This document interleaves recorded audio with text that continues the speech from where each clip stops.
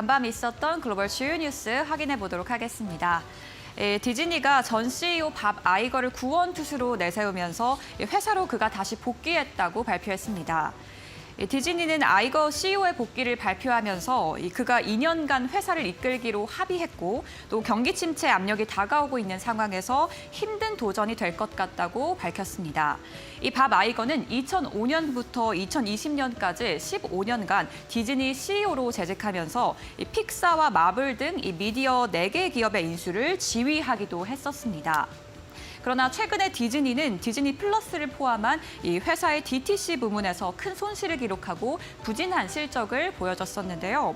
그에 따른 이번 복귀로 인해서 그에 따른 실적 회복도 다시 주목이 되고 있습니다. 이 CEO였던 밥 차팩은 즉각 사임했지만 과연 그와는 다른 어떤 전략을 펼칠지도 또 주목이 되고 있는데요.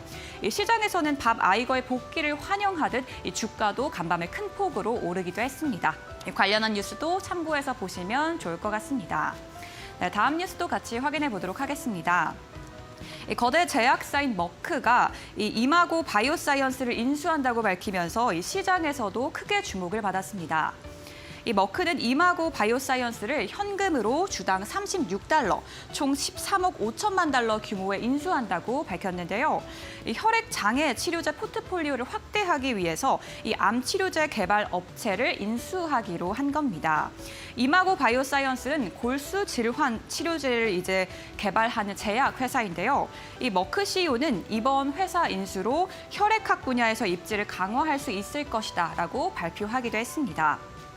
시장에서는 이와 같은 소식에 이마고 바이오사이언스는 프리마켓에서는 105% 이상 급등하기도 했고요. 장중에도 크게 오르면서 거래 마치기도 했습니다. 시장에서 역시 참고해 보시면 좋을 것 같습니다.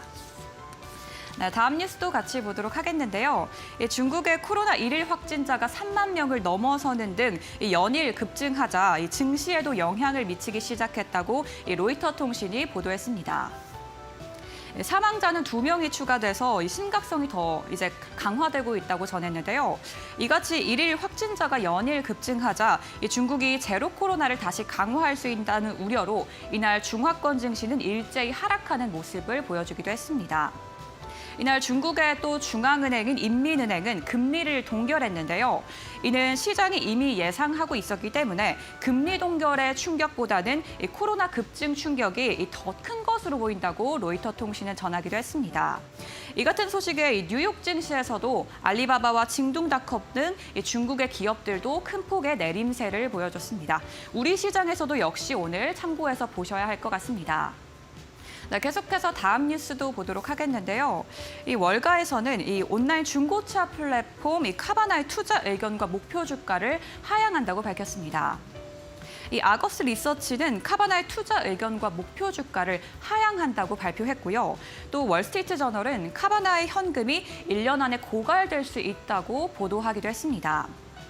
또 최근에 부진했던 이 분기 실적과 함께 이 중고차 관련주까지 영향을 받고 있는데요.